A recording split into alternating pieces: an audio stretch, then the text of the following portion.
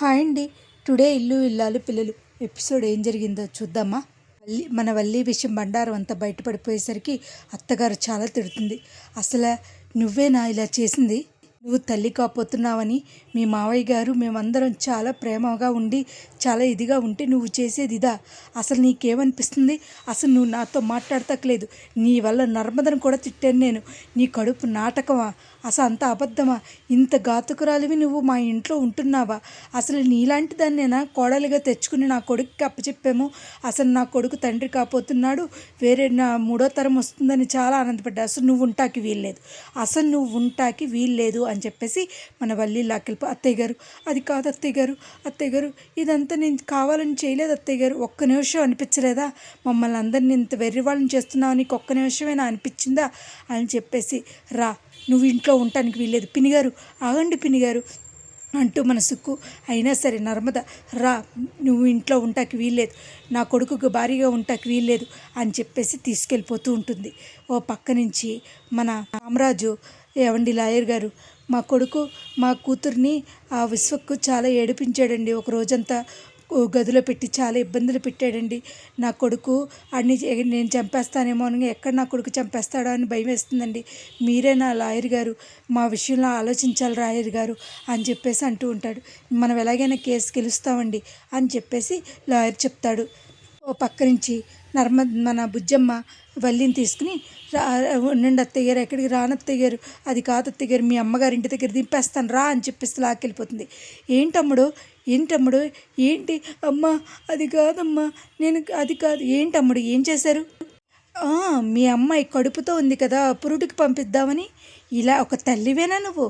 ఒక కూతుర్ని పెంచే విధానం ఇదేనా? అసలు నీకేమన్నా అర్థమవుతుందా? అసలు ఇలా చేస్తారా? అసలు నీకేమన్నా అసలు మంచి మర్యాద ఉందా? ఇదివరకే ఒకసారి చెప్పాను, తల్లి కాపోతుంది కదా, మారుతుందేమో అని చెప్పి తీసుకొచ్చాను. కానీ అది నాటకమే, అంతా నువ్వు చెప్పిన నాటకమే అంతా. అసలు ఇంత ఘోరమా? ఇంతలా ఉంటారా? ఇంకా నీ కూతురు నీ ఇంటి దగ్గర అట్టి పెట్టుకో అని చెప్పేసి ఇంకొకసారి ఇలా మాట్లాడితే వీల్లేదు. అది కాదు వదిన గారు, చూద్దాం అమ్మడో, కంగారు పడద్దు. మనం జైలుకి వెళ్తాం, మనం కేసేద్దాం, సుప్రీంకోర్టుకి వేద్దాం. మా మా మా అమ్మాయిని గృహహింస చట్టం కింద మీ అందరూ బాధ పెడుతున్నారని మాట్లాడదు. ఏంటి పిన్ని గారు మాట్లాడుతున్నారు? నువ్వు మాట్లాడక అమ్మాయి అని చెప్పేసి మన నర్మదని తిడుతుంది. వదిన గారు ఏదైనా చేయగలను నేను, చెయ్యి చూద్దాం. మా మీద కేసు పెడతావా? చూద్దాం. ఏం చేస్తావో నేను చూస్తాను. నీ విషయం, నీవు నీ కూతురు విషయం బండారం బయట పెడతారు. మా ఆయనకి తెలియక మీరందరూ మంచోళ్ళు, ఈ బంగారమైన కోడలు తీసుకున్నాం లాంఛనాలు లేకుండా అని అనుకుంటున్నారు. కానీ ఇలాంటి కోడలని మా ఆయనకి తెలియదు కదా. ఆ విషయం నేను చెప్తాను, ఎలా చెప్పాలో నాకు బాగా తెలుసు. ఏంటో వదిన గారు చెప్పండి చూద్దాం. నేను కోర్టులో కేసు వేస్తాను, చూద్దాం, ఏదైనా చేద్దాం అని చెప్పేసి మన ఇడ్లీ బాబాయ్ కూడా అంటాడు. ఇంకా అందరూ కూడా అలా ఉండిపోతారు. చూద్దాం ఏం కేసు వేస్తావో, ఎలా చేస్తావో చూస్తాను. నీ కూతురు నా గుమ్మల్లో కాదు కదా, నా కొడుకు జీవితంలోకి ఉండనివ్వకుండా చేస్తాను. అమ్మ అది కాదమ్మా, నాకు బాగా కావాలమ్మా, అమ్మ బా, అయ్యో బా, అది కాదు బా అంటే ఈ లోపల బుజ్జమ్మ ఫోన్ చేయమంటుంది. చెప్తే ఏమండి ఎక్కడున్నారు? లాయర్ దగ్గర ఉన్నాను బుజ్జమ్మ, మీరు వెంటనే భాగ్యం వదిన గారి ఇంటికి రండి, మీకు వల్లి గురించి కొన్ని విషయాలు తెలియాలి అని చెప్పేసి పెట్టేస్తుంది. అదేంటి బుజ్జమ్మ? అవును రండి అని చెప్తుంది. ఈ లోపల అది విన్న మన వల్లి, అయ్యో బాబోయ్, మావయ్య గారి ముందు కూడా నా బండారం బయటపడిపోతుంది అని చెప్పేసి ఏం చేయాలో తెలియక వీళ్ళు మీ సంగతి తేలుస్తాను అని చెప్పేసరి ఈ లోపల మా సరా వెళ్ళిపోయి నూయిలో దూకేస్తుందండి. నూయిలో దూకేసరికి మన వల్లి ఇంక అసలు అమ్ముడు అని చెప్పేసి మన భాగ్యం, ఇడ్లీ బాబాయ్ అందరూ, సుక్కు అందరూ కంగారు పడిపోతారు. అటుగా వెళ్ళిపోతున్న మన నర్మద, బుజ్జమ్మ అందరూ కూడా గబగబా వస్తారు. వెళ్ళక్క అనేసరికి అందరూ మన ధీరజ్ దిగి తీసుకొచ్చి లేపి కూర్చోపెడతాడు. ఏంటి ఇది చేయడానికేనా నువ్వు? అవును బా, ఇంక నేనేం చేయను, నా మొగుడే కాదన్నాడు, ఏం చేయను అమ్మడు? అలా కాదమ్మడు, నువ్వు చెప్తే వినిపించుకోవట్లేదు అమ్మడు. అవును నా కాపురం అన్నీ పోయినాయి, ఇంక నేను దేనికోసం బతకాలి, దేనికోసం ఉండాలి అంటే ఇవన్నీ గుర్తున్నాయన్నప్పుడు నువ్వు ఎలాంటి పనులు చేస్తున్నావో కూడా నీకు ఐడియా ఉండట్లేదా వల్లి? అన్నీ నేను చేయలేదు బా, అన్నీ అమ్మాయి చేయించింది. ఇదిగో నీ వల్లే కదా నా కాపురం నాశనం అయిపోయింది. నేను చూస్తాను అన్నావు. ఏం చేసావు? వాళ్ళు అడిగే సమాధానానికి సమాధానం చెప్పమ్మా. ఇదేనా? అది కాదు వల్లక్క, విను.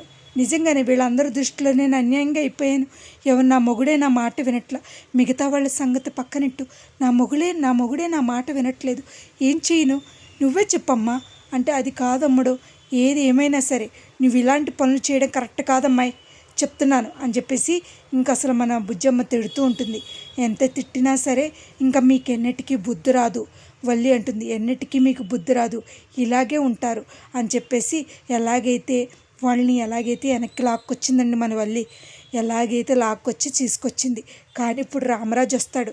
రామరాజు వచ్చి అసలు ఏం జరిగింది చెప్తారా, లేకపోతే మునుపటిలాగే మామూలుగానే మాట్లాడతారా, అసలు ఎలా మాట్లాడతారు, అసలు మరి ఈసారి అవకాశం ఇస్తారా వల్లికి, లేకపోతే ఇలాగే ఏడుస్తూ ఇలాగే దొంగతనం ఇలాగే చేస్తూ మళ్ళీ దొరికిపోవడం, ఇలా రెండోసారి ఇంకో మూడోసారి అలా జరుగుతూనే ఉంటుందా అండి, లేకపోతే ఏం జరుగుద్ది, అసలు ఏం చేస్తారు?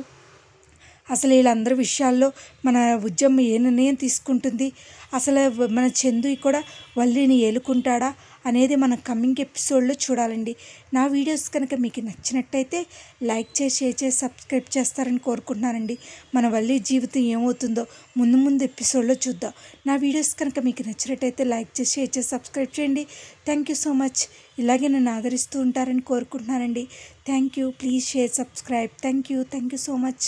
Thank you.